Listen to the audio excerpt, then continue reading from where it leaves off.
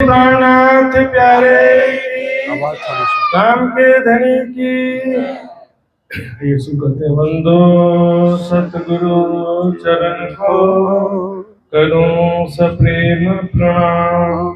अशुभ हरण मंगल करण धनी शिदेव चंद्र जी नाम। श्री प्राणनाथ निज मूलपति श्री महराज सुना। तेज कुंवरी श्यामा युगल को पल पल करूं प्रणाम, पल पल करूं प्रणाम। बोलो श्री प्राणनाथ प्यारे की जय। बोलो श्री सतगुरु महाराज की जय। सर्व सुंदर साथ की जय। खास उम्मत सो कई हो जाई। उठो मोमिनो क़यामत आई। कहती हो माफक कुरान तुम्हारे आगे करो बयान। तुम्हारे आगे करो बयान। खास उम्मत सो कई हो जाई।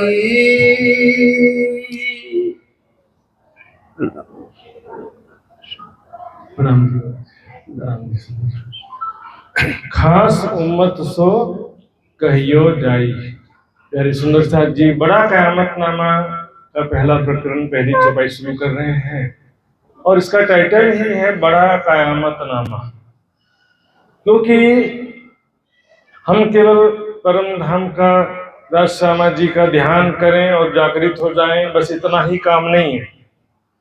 परमात्माओं के ऊपर और भी जिम्मेदारी है और जगत का अंत किस प्रकार होगा, किस प्रकार हंसते हुए परम धाम में उठेंगे, ये कुछ महत्वपूर्ण बातें जो है भी बाकी हैं, है ना। खास उम्मत सो कहियो जाई। यहाँ पर श्री प्राणनाथ जी उस समय सभी सुंदर साथ से छत्रसाल जी महाराज से और लालदास जी आदि से कह रहे हैं, लेकिन अभी हम सब के लिए ये बात है।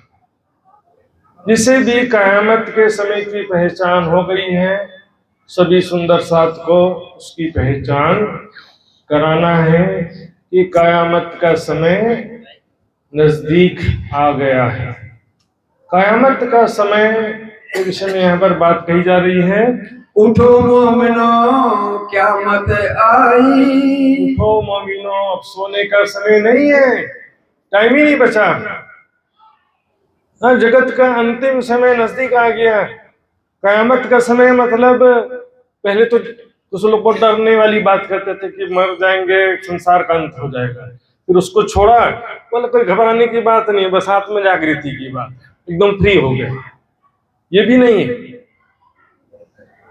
कयामत में बहुत सारी चीजें, जगत का न्याय है ना। देखिए, न्याय यानी कजा, दो प्रकार का न्याय कहा गया। एक न्याय ब्रह्म ज्ञान के द्वारा सत्य असत्य का न्याय हो चुका। ब्रह्मवाणी का अवतरण से सत्य असत्य का ज्ञान का निर्णय हो गया, लेकिन सभी के कर्मों का भी तो न्याय होगा ना। सभी के कर्मों का न्याय नहीं होगा, सभी के कर्मों का भी न्याय होगा। तब कोई नहीं किसी के संग, दुख सुख लेवे अपने अंग। उस समय कोई किसी का सहायता नहीं कर सकेगा, क्योंकि सबके अपने कर्म ही सभी का सहायता कर सकते हैं, कोई दूसरा किसी का सहायता कर सकता नहीं। आज यदि हम अच्छे कर्म करेंगे तो वो अच्छे कर्म हमारी सहायता करेंगे। हमने सेवा किया, वाणी पढ़ा, अच्छे काम किया, चितवनी किया, निस्वार्थ भाव से जो भी किया, किसी प्रकार का छल कपट नहीं किया, बेईमानी नहीं किया, स्वार्थ के लिए किसी दूसरे को दुखी नहीं किया, परेशान नहीं किया, अहंकार के कारण, ये बहुत सारी बातें डिपेंड करती। तो उस समय न्याय का दिन भी कहा गया उसको। और पहले प्रलय करके उठाए लेसी तत्किन, प्रलय तो होगा तब तो खेलेंगे ना, लेकिन वो प्रलय कैसा होना चाहिए, वो प्रलय को 2 मिनट के लिए छोड़ दो, मेरी मृत्यु कैसी होनी चाहिए, आप सभी है ना, हमारा सबका व्यक्तिगत प्रश्न है कि हमारी मृत्यु कैसे हो, बीमारी में तड़प तड़प के मरना है सबको, कि राज्य का ध्यान करते हुए शरीर कब छूट जाए पता ही ना चले। ऐसा ही होना चाहिए कि नहीं होना चाहिए? तो प्रलय का समय भी ऐसा ही रहे। हक हासिल कर रूहन पर देसी इश्क सबन। और कुरान में ये बात आती भी है कि जब जगत का अंतिम समय नजदीक आ जाएगा उस समय क्या होगा, शाम देश से एक उम्दा हवा चलेगी। शाम देश अभी वर्तमान में सीरिया को बोलते हैं, लेकिन अलंकारिक कथन है।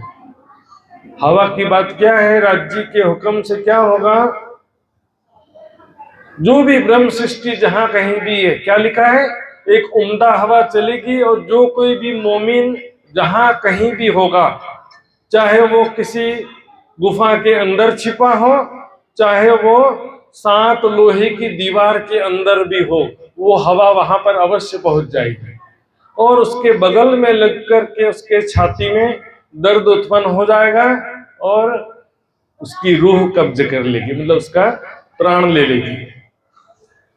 मैंने एक मुस्लिम दोस्त से पूछा था, बोले कि छाती में घाव हो जाएगा। क्या अर्थ किया उन्होंने, छाती में घाव हो जाएगा। अब सुंदर सा जरा भी तारतम्य ज्ञान है, क्या सीधा मीनिंग है कि हृदय में विरह उत्पन्न हो जाएगा और राज्य के विरह में शरीर छूटेगा। तो अच्छी बात है कि खराब बात है? एता सुख तेरे विरह में तो कौन सुख होसी विहार। विरह में शरीर छूटना ही चाहिए, बिल्कुल छूटना चाहिए। तो प्रलय का समय ब्रह्म सृष्टि के लिए तो खुशी का दिन है। धाम चलने का दिन खुशी का दिन है कि दुख का दिन है? खुशी का दिन है ना। लेकिन क्या करें, जन्नत तो जाना सब चाहते हैं लेकिन मरना कोई नहीं चाहता। परम धाम जाना तो सब चाहते हैं, लेकिन ये शरीर और ये संसार खत्म हो ऐसा कोई चाहता नहीं। अभी बस मेरा जब खत्म हो उसके बाद भले खत्म हो जाए मेरा, लेकिन मेरा भी काम कभी खत्म ही नहीं होता ना। शरीर खत्म होने के बाद भी मेरा काम खत्म होता नहीं है। सुंदर सा, या हंस कर छोड़ो या छोड़ो रोए जिन करो अंदेशा पर। हंस कर छोड़ो, नहीं तो रोते हुए छोड़ना ही पड़ेगा। मृत्यु आएगी तो बलात् जबरदस्ती बलपूर्वक सब छुड़ा करके ले जाती है मृत्यु। तो कयामत का समय न्याय का दिन भी है, कर्मों का भी न्याय होगा उस दिन। आजकल हमने देखा है कई जगह में ट्रैफिक सिग्नल में सीसीटीवी लगा रखे। बोलो श्री प्राणनाथ प्यारे की जय। आ जाएगा सुनो शाह जी। श्री राज जय राज जय जय राज, श्री राज राज जय राज। बोलो श्री प्राणनाथ प्यारे की जय। ट्रैफिक सिग्नल में हम देखते हैं ना, हम क्या सोचेंगे कि कोई नहीं देख रहा है, कोई ट्रैफिक पुलिस वाला खड़ा है, नहीं है, सिग्नल तोड़ के निकल जाओ आगे। बाद में सीसीटीवी में कैच हो जाता है, चालान पहुंच जाएगा घर में। इसी प्रकार है, हम सोच रहे कोई देख नहीं रहा, हम बुरा काम कर रहे, कोई देख रहा नहीं है, सब देख रहे हैं। फ्री में कुछ मिलता नहीं है और जो भी नुकसान किया है उसका हिसाब किताब देना पड़ेगा।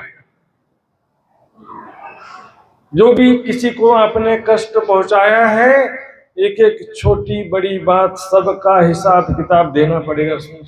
भले हम सुंदर साथ कहलाते हैं, सुंदर साथ के बीच में भी हमने छल कपट बेईमानी किया, किसी सुंदर साथ के ऊपर झूठा आरोप लगाया, किसी की निंदा चुगली किया, किसी को परेशान किया, किसी का टांग खींचा, खुद आगे बढ़ने के लिए दूसरे का टांग खींचा। भैया राज्य आगे करने वाले उसको कोई टांग खींच सकता है? नहीं है। फिर भी जोर लगा लो, थोड़ी देर परेशान तो कर ही सकते हो, लेकिन एक एक छोटी बड़ी बात का हिसाब देना पड़ेगा मृत्यु से पहले।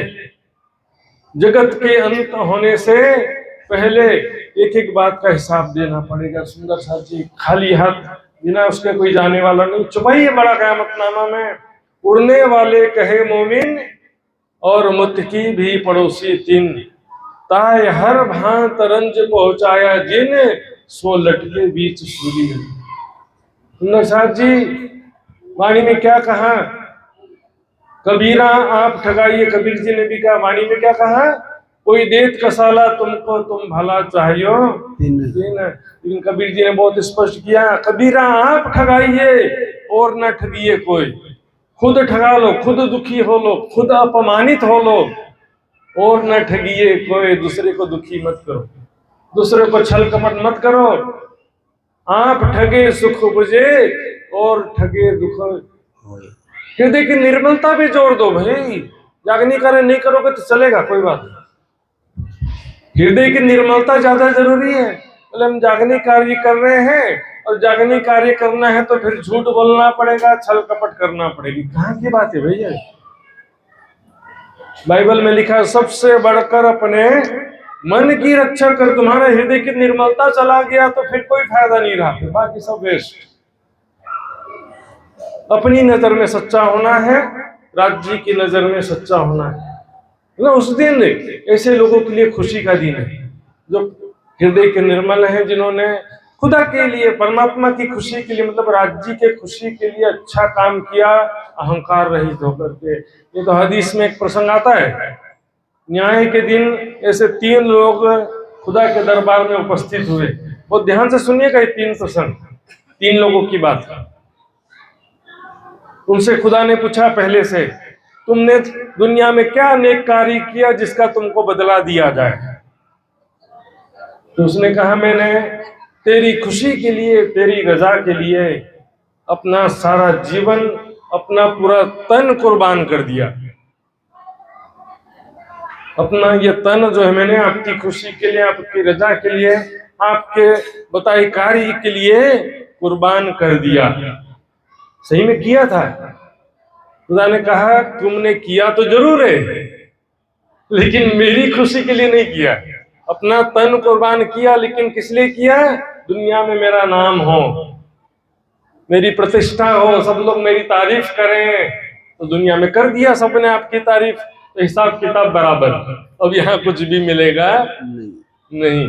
दूसरा आया, दूसरे ने कहा, उससे वैसे खुदा ने पूछा फिर से, क्या किया तुमने दुनिया में नेक कार्य?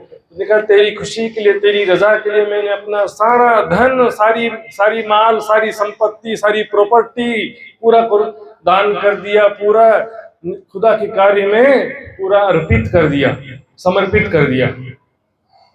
ये तूने किया जरूर है, वो किया भी था उसने सही में, लेकिन किया था किस लिए?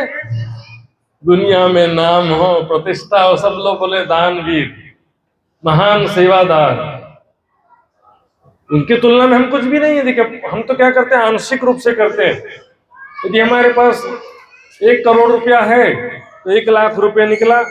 यदि 1 लाख है तो 1000 निकलेगा। तो ये तो बहुत ही कम है भाई। सेवा तो तब होती है जब हमारे पास 1000 हो और हम 2000 करें। अपनी सामर्थ्य से बढ़ करके जो सेवा करते हैं उसका महत्व ज्यादा होता है। लेकिन इसने किया तो था, लेकिन प्रतिष्ठा के लिए किया था। अब तीसरा हमारी बारी आ गई। तो तुमने क्या किया? बोले हमने तेरी खुशी के लिए, तेरी रजा के लिए खुदा का इल्म मैंने पढ़ा, ब्रह्म ज्ञान मैंने पढ़ा, पढ़ाया, खुद समझा, दूसरों को समझाया, ब्रह्म ज्ञान का प्रचार प्रसार, खुदाई इल्म का प्रचार प्रसार किया मैंने। हर किसी को दीन का इल्म सबको फैलाया मैंने। लेकिन तुमने जरूर किया, लेकिन मेरे लिए नहीं किया। तुमने किसके लिए किया? दुनिया में तुम्हारा नाम हो, प्रतिष्ठा हो, महाज्ञानी, ब्रह्म ज्ञानी, परमहंस, संत, महात्मा। दुनिया में सुंदर साहब जी, दुनिया का नहीं करना हमको। किसकी खुशी के लिए कर रहे हैं? किसे रिझाने के लिए कर रहे हैं? राज्य को रिझाने के लिए कर रहे हैं कि दुनिया को? एक उदाहरण दूंगा अभी तक का। बिहारी जी ने खंबात में किसे बुलाया था? सूरजी भाई को। खंबालिया से सूरजी भाई को बुलवाया था ना बिहारी जी ने। धारा भाई को निकाल दो तुरंत, नहीं तो तुम 12,000 में नहीं रहोगे। सूरजी भाई कैसे गिड़गिड़ाने लगे, मुझे 12,000 में क्यों निकालते हो?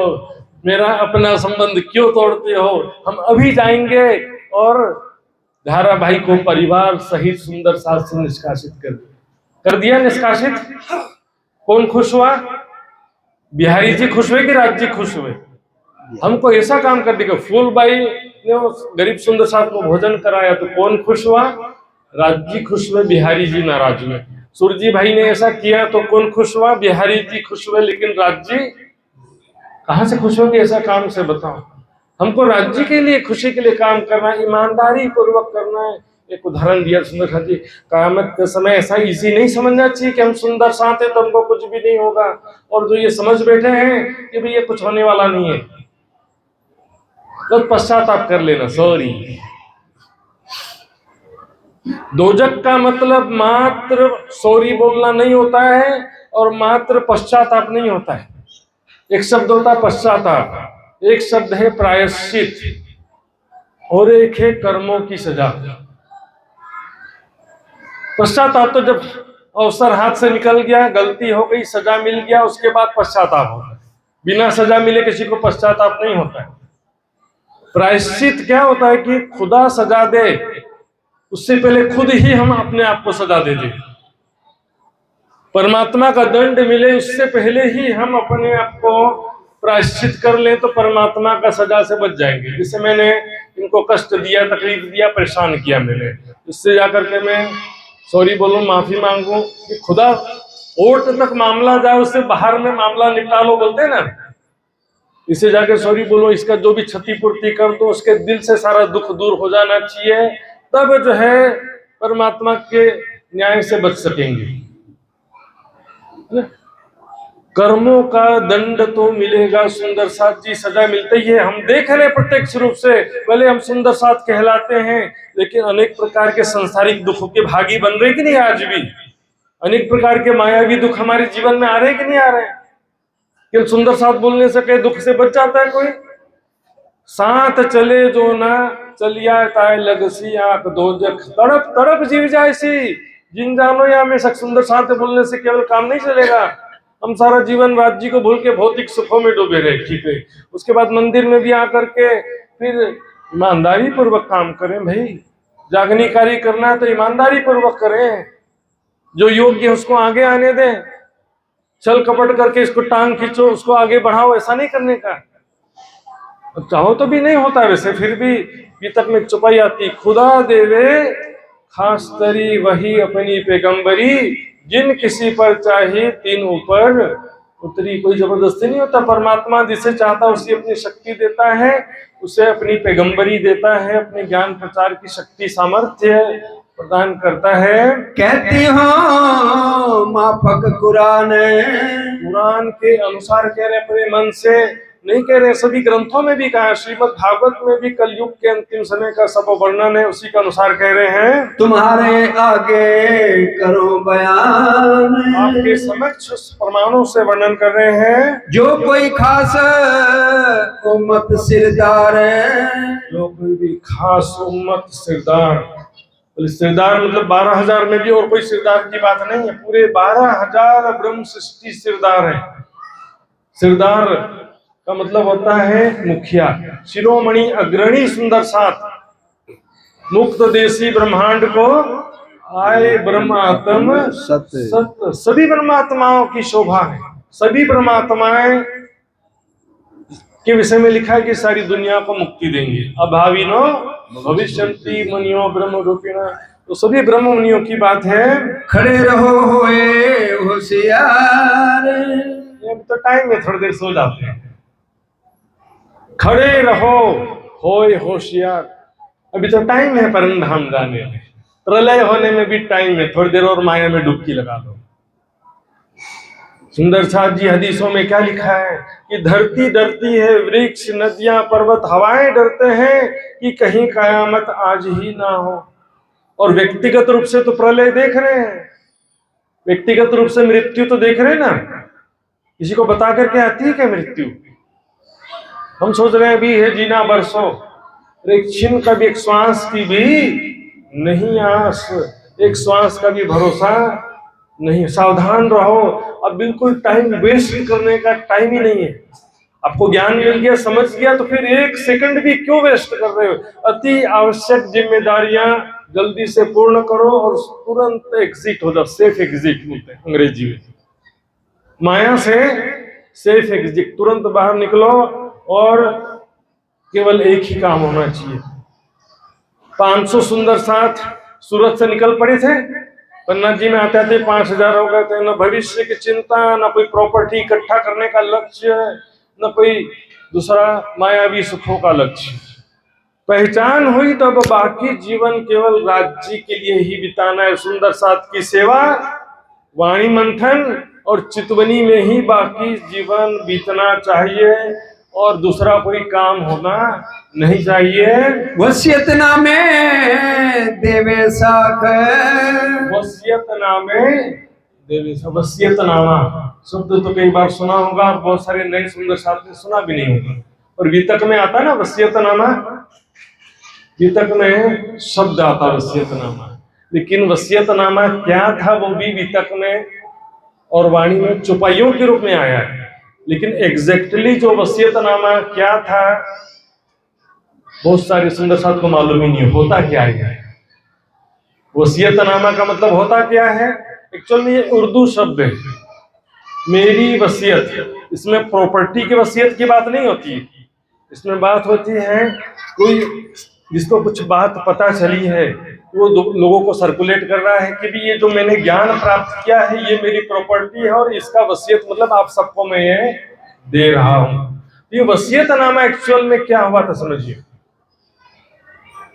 मक्का और मदीना दो शहर हैं अरब में, लोगों को मालूम नहीं रहता ये भी सुंदर साथ। मक्का मदीना एक ही समझ लेते। मक्का में क्या है? काबा है, जो काले रंग का चौरस मकान है, कमरा जैसा है, इसके चारों तरफ परिक्रमा लगाते हैं, उसको बोलते हैं काबा। मक्का में क्या है? काबा है। और मदीना में क्या है? मोहम्मद साहब की दरगाह, मोहम्मद साहब की समाधि है समझो, है ना। मदीने खातमुल नबी का दरगाह बोलते हैं उसको, मोहम्मद साहब का दरगाह। तो वहां पर जो सेवक था शेख अहमद, वहां का सेवा, जैसे मंदिर में कोई सेवा करने वाला होता है कि नहीं, ऐसे वहां का भी सेवक था। रात के समय वो ऐसे बैठा हुआ था, कुरान पढ़ रहा था, अचानक उसको झपकी सी आई। ऐसे बैठे बैठे पढ़ते पढ़ते झपकी आ गई और जस्ट लाइक एक सपना जैसे देखते हैं, और सपने में उनको मोहम्मद साहब ने कुछ बातें कही जो वसीयतनामे में आता है। सुंदर साथ जी में थोड़ा सा पढ़ के बताता हूं आपको मैं कि क्या हुआ था। देखिए, अमा बाद जानो और खबरदार हो कि खादिम रोजे पाक का, रोजे पाक मतलब मोहम्मद साहब का दरगाह, पवित्र स्थान जो कहते हैं, उसका खादिम मतलब सेवक, बख्शाने वाले मदीने का और खातिमुल नबी का शेख अहमद रिवायत करे हैं। ये ना उसमें क्या हुआ देखिए, सरवरी अंबिया मोहम्मद मुस्तफ़ा सल्लल्लाहु अलैहि वसल्लम बीच ख्वाब के मशरूफ 20 ख्वाब के जाहिर हुए और फरमाया, ख्वाब के वो प्रकट हुए और मुझे फरमाया कि ये शेख अहमद लोग उम्मत मेरी के तमाम गुनहगार हुए, मेरी उम्मत के तमाम लोग गुनहगार हो गए हैं।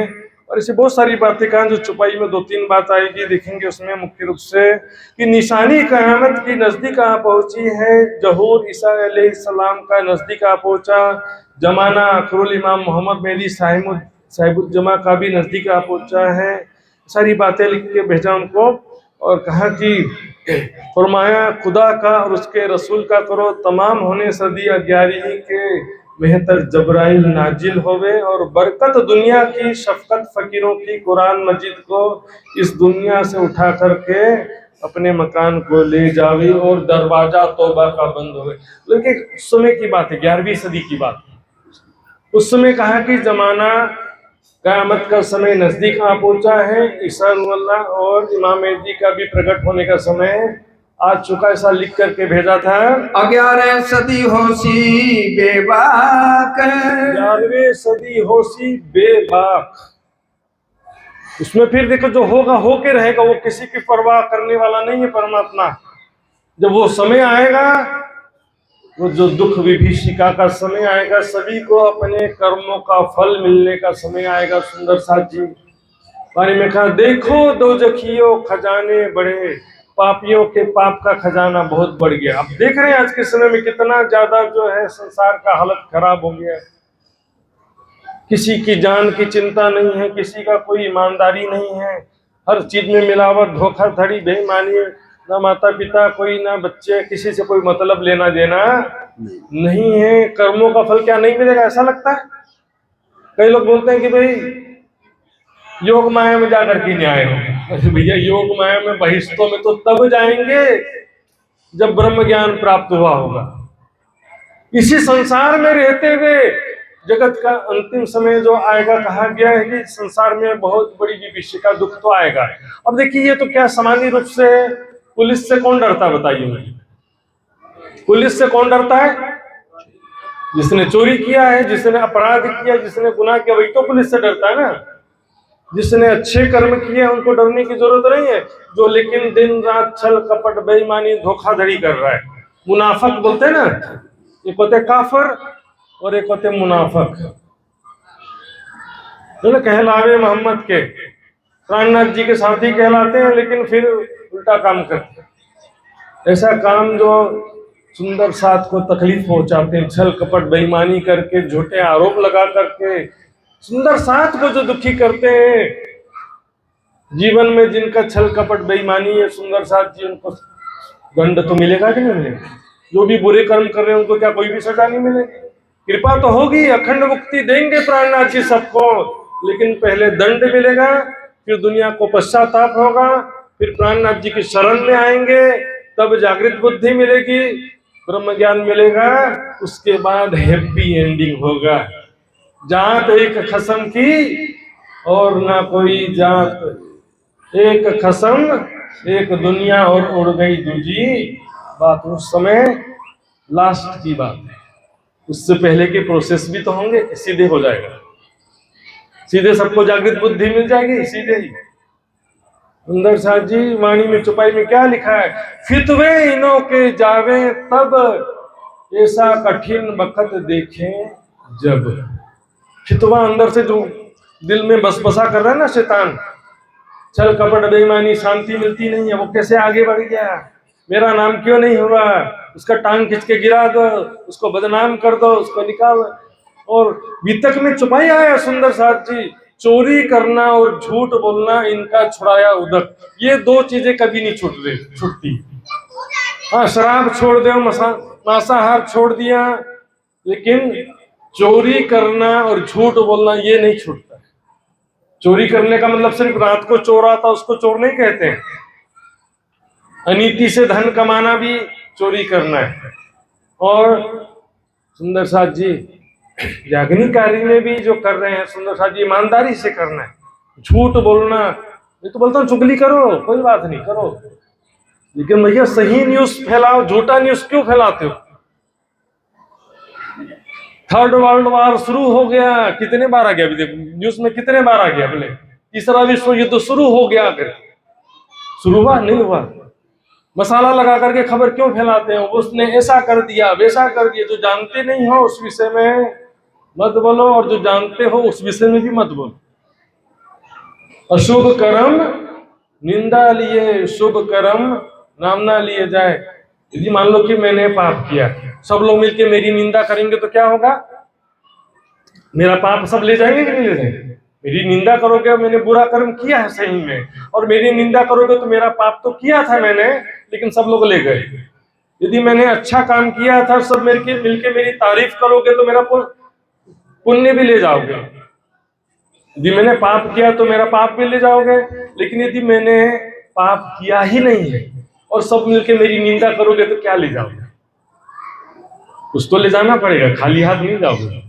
कर्म किया है तो कुछ तो ले जाना पड़ेगा, कई गुना ज्यादा पाप ले जाओगे। तो मैंने किया ही नहीं है तो भी निंदा करोगे तो फिर बहुत ज्यादा नुकसान उठाना पड़ता है। सुंदर साथ ये सब चीजों से दूर रहने का, भली बुरी इन दुनी की जिन ले वो चितला, कयामत की तैयारी है, ये जगत के अंतिम समय की तैयारी है। अभी से सावधान होना है, अभी से होशियार होना है, और अभी जो राज्य को याद कर सकेगा उस कठिन समय में राज्य को याद कर सकेगा। अभी जो राज्य को याद नहीं कर सकता उस समय क्या याद करेगा? जो शरीर स्वस्थ था, जवान था, तब भक्ति नहीं कर सका, सेवा वाणी मंथन चितवनी नहीं कर सका, तो मृत्यु के समय में कहां से याद कर लेगा राज्य को? और जगत के अंतिम समय में मैंने सुना था, परम हंस महाराज रामरतन दास जी ने कहा था कि अंगारे बरसेंगे आकाश से, चारों तरफ बहुत बड़ी विभीषिका आने वाली है, भागते फिरेंगे जान बचाने के लिए। सुंदर साथ जी, कुरान में लिखा है, बाइबल में लिखा, ग्रंथों में लिखा है सुंदर साथ जी कि ऐसा समय आएगा भाई भागेगा, भाई को छोड़कर, अपने माता पिता को छोड़कर, बच्चे को छोड़ करके भागेंगे कि सबको अपने ही प्राणों की चिंता रहेगी उस दिन।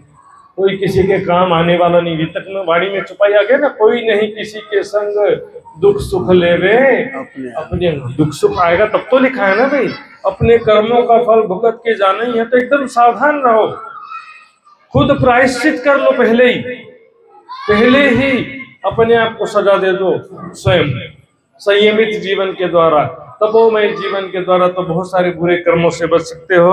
और फकीरों की मेहरबान, फकीरों की मेहरबान भी आया था ना, मैंने बताया था वसीयतनामे में क्या लिखा है कि जबराइल क्या क्या ले जाएगा, कुरान के विषय में क्या लिखा है कि एक दिन सुबह सब लोग उठ के देखेंगे तो कुरान खोलेंगे ना, तो कुरान हरफ गायब हो चुके रहेंगे। कुरान के जो शब्द हैं, सोई हरफ जबराइल गया सब चटाई, जबराइल पूरे हरफ चाट जाएगा। कि स्याही को चाटेगा, कुरान को ले जाएगा लिखा है। कुरान को ले जाने का मतलब है उसमें का जो जाहिरी अर्थ है, उसमें जो शरीयत की बातें वो छोड़ देगा, और उसमें जो हकीकत की बातें हैं, ज्ञान की बातें, वो ले करके इमाम मेहदी के अंदर आ गया, लेकर अपने मकान आ जाएगा कुरान।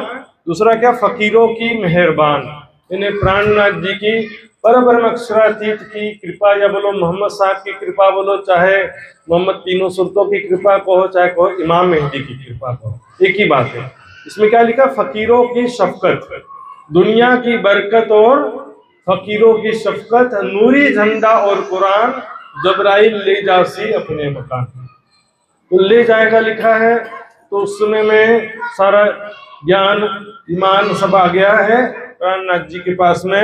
ये दरगाह से आया बयान, दरगाह से, कौन से दरगाह से, मोहम्मद की दरगाह, मदीना में जो मोहम्मद साहब की दरगाह है, वहां से शेख अहमद जो उनका सेवक था, उसने बताया कि ऐसा मुझे ख्वाब में मोहम्मद साहब ने जाहिर होके कहा, और लास्ट में लिख दिया, यदि मैं झूठ बोल रहा हूँ तो मेरा मुंह स्याह हो 14 लोग के बीच में, और मैं गुनाहगार बनूं, मोहम्मद की सिफायत से महरूम रहूं, और ये वसीयतनामा गांव गांव शहर शहर इसको फैलाओ, यही मोहम्मद साहब का आदेश है, ऐसा लिखा है। जबराइल ले जासे अपने मकान, जबराइल धनी के जोश की शक्ति, कुरान के गूढ़ अर्थ लेकर के इमाम मेहदी के अंदर आ गई। दुनिया की बरकत ने ईमान कहाँ रहेगा, जब ज्ञान ही नहीं है तो ईमान तो था ही नहीं। बिना ज्ञान के ईमान सिद्ध नहीं होता। बोले मैं तो ईमान लाता हूँ, विश्वास रखता हूँ, श्रद्धा रखता हूँ, जिसकी पहचान नहीं उसके ऊपर कैसा ईमान। बिना ज्ञान के ना ईमान सिद्ध होता है, ना प्रेम सिद्ध। इसकी पहचान नहीं उससे कैसा प्रेम।